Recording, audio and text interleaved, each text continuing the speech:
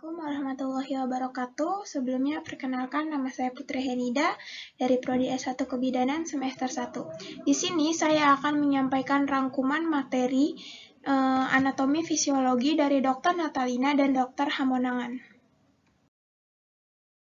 Yang akan kita bahas pada slide pertama ini materi dari Dr. Natalina terlebih dahulu, yaitu tentang karakteristik anatomi.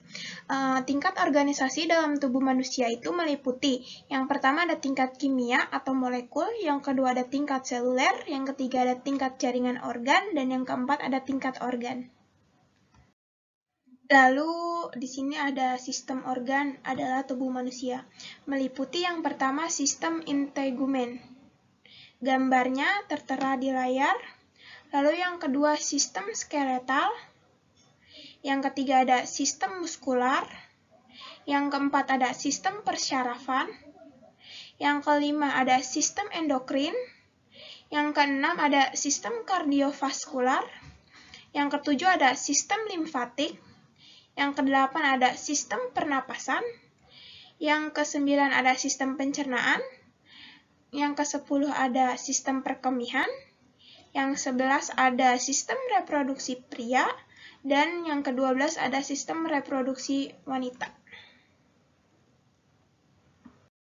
Masih terkait dengan materi yang disampaikan oleh Dr. Natalina, di sini kita akan membahas tentang anatomi otot pada sistem muskuletal. Yang pertama ada sistem otot. Apa sih sistem otot? Sistem otot adalah ilmu yang mempelajari tentang muskulo atau jaringan otot-otot tubuh adalah miologi. Otot disebut alat gerak aktif karena mampu berkontraksi sehingga mampu menggerakkan tulang. Yang lalu selanjutnya ada fungsi sistem otot manusia. Apa sih fungsi sistem otot manusia? Yang pertama itu ada melakukan gerak tubuh. Yang kedua, membantu dalam peredaran darah manusia. Penjelasannya seperti yang tertera pada layar. Lalu di sini ada gambar otot. Yang pertama ada otot polos. Yang kedua ada otot lurik atau rangka. Yang ketiga ada otot jantung. Apa sih ciri-ciri dari ketiga otot tersebut? Ciri-cirinya ada di sini.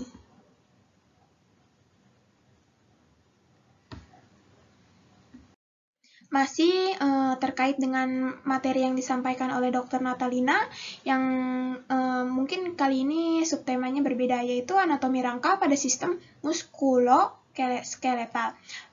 Muskuloskeletal berasal dari kata muskular, yang artinya otot, dan kata skeletal yang artinya rangka atau tulang. Ilmu yang mempelajari jaringan otot tubuh yaitu ilmu miologi.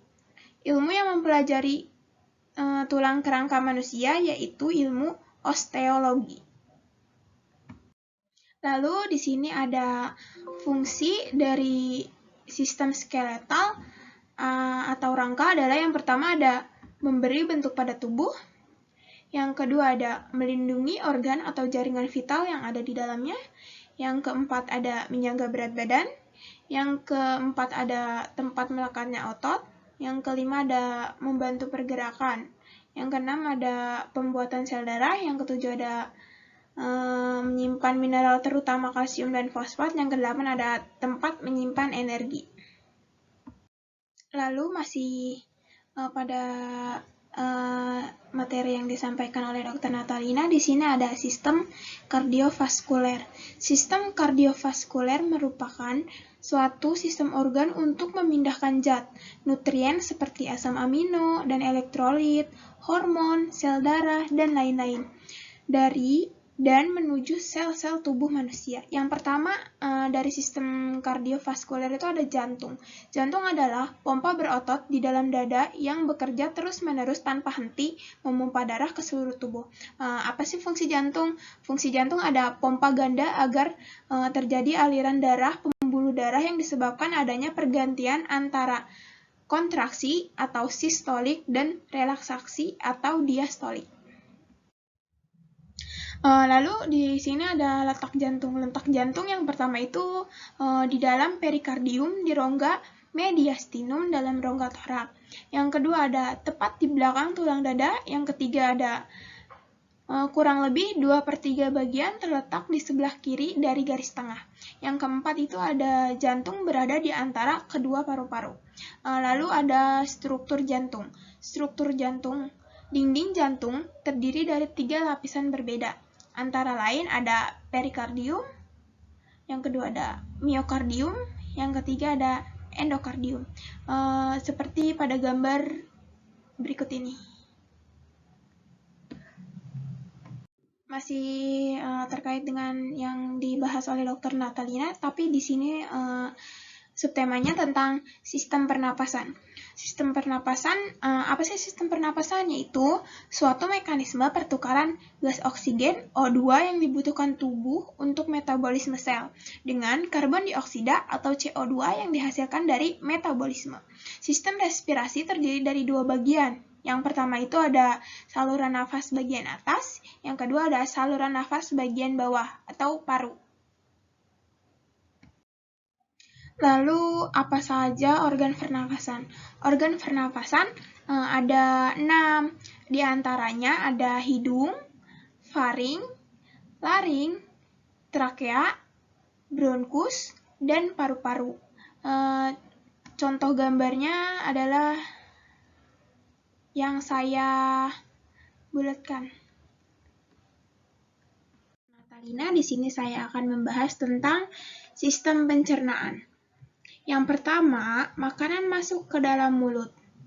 Lalu setelah dari mulut, makanan disalurkan melalui esofagus atau kerongkongan. Dari kerongkongan, makanan disalurkan ke dalam lambung, lalu disalurkan ke usus halus, lalu ke usus besar, disalurkan lagi menuju rektum, dan dikeluarkan oleh anus.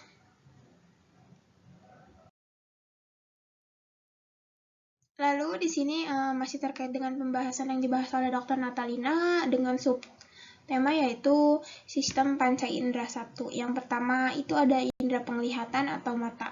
Apa fungsi mata? Menerima rangsangan berkas cahaya pada retina dengan perantara. Lalu ada indera pengecap atau lidah.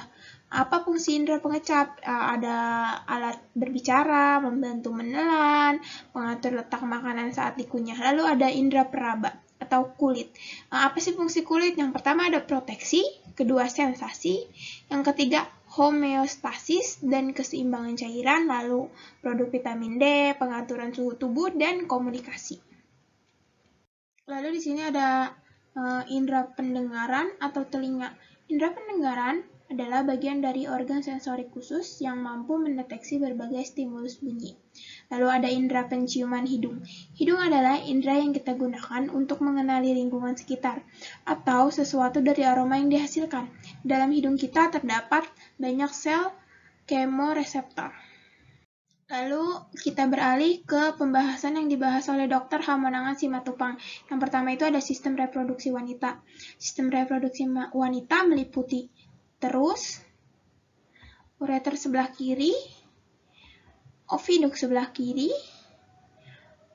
ovarium sebelah kanan, kantong urania, serviks, uretra, vulva, vagina. Dan di sini juga ada ginjal sebelah kiri. Di sini ada sistem reproduksi pria. Yang pertama itu ada kandung kemih, ada vas deferens, penis, saluran uretra, lalu ada vesicula seminalis, kelenjar prostat, ada kelenjar Cowper, ada epididymis, ada testis, dan skrotum. Masih berlanjut pada pembahasan yang dibahas oleh Dr. Hamonangan Simatupang, mungkin di sini subtemanya tentang struktur tubuh manusia. Struktur tubuh manusia itu meliputi ada atom, molekul, makromolekul, organel, sel, tisu atau jaringan, organ, sistem organ, dan manusia, seperti yang tertera pada gambar di layar. Lalu di sini saya akan membahas tentang anatomi fisiologi tentang payudara.